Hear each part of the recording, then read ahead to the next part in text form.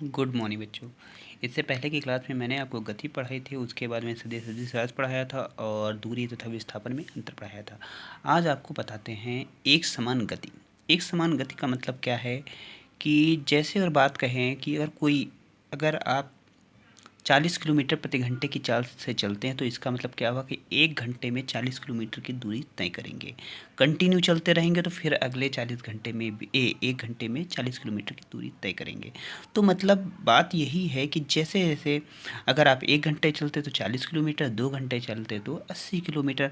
तो मतलब ऐसी चाल जब क्या समान समय में समान दूरी तय करती है तो ऐसी गति को क्या कहते हैं? एक समान गति कहते हैं।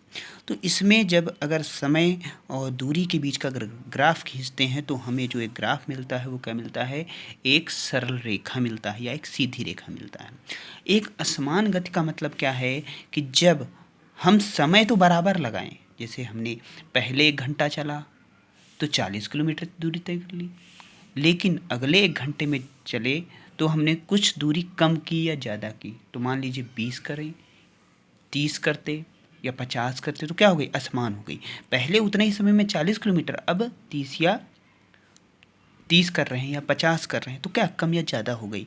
तो इस कंडीशन में हमारा जो समान समय में समान हमने दूरी नहीं चली, तो ऐसी गति को क्या कहते हैं?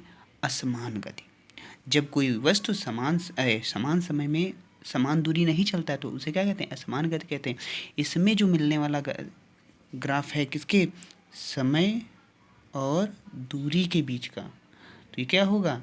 एक सरल रेखा, सीधी रेखा नहीं मिलेगा, मतलब इधर उधर घूमती हुई जा सकती है, कुछ भी लगातार परिवर्तित हो। तो इस हिसाब से बात की जाए तो गति तो आप समझ गए। चाल क्या होता है? जैसे कहेंगे चाल, तो चाल के लिए ये ज़रूरी है कॉन्सेप्ट कि जब हम चलते हैं तो हम कुछ ना कुछ दूरी भी तय करते हैं प्लस उसमें समय भी लगता है, तो इसे क्या कहते हैं? चाल।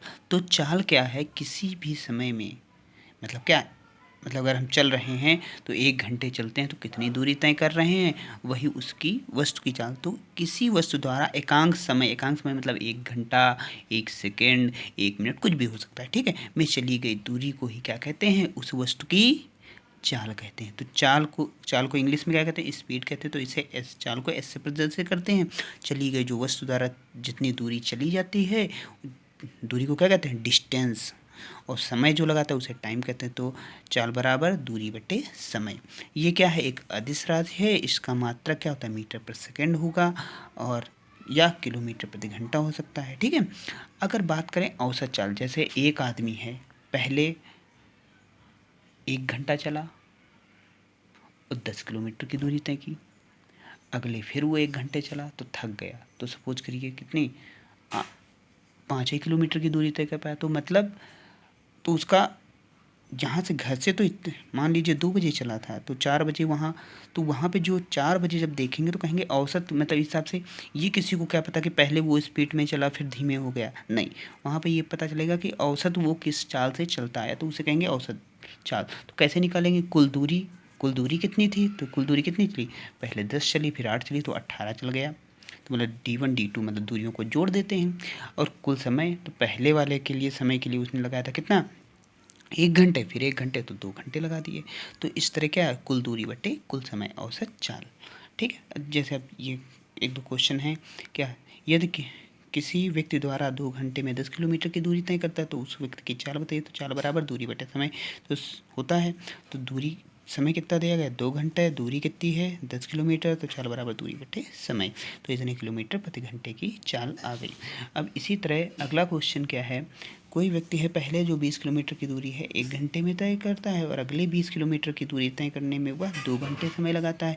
तो औसत चाल, तो मतलब पहले तो तेज़ चल रहा होगा फिर बाद में धीमा पड़ गया होगा।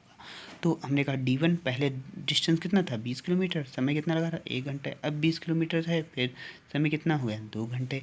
तो औसत चाल बराबर कुल दूरी, तो कुल दूरी का मतलब D1 D2 दोनों को जोड़ दो तो 20 भी पहले चला फिर 20 चला, मतलब 40 हो गया। समय कितना लगाया? पहले 1 घंटे लगा रहा था, फिर 2 घंटे, तो 3। तो कितना आया? आप डिवाइड कर लीजिए, 40/3 किलोमीटर प्रति घंटे। इसी तरह, ठीक है। ओके बेटा, थैंक यू।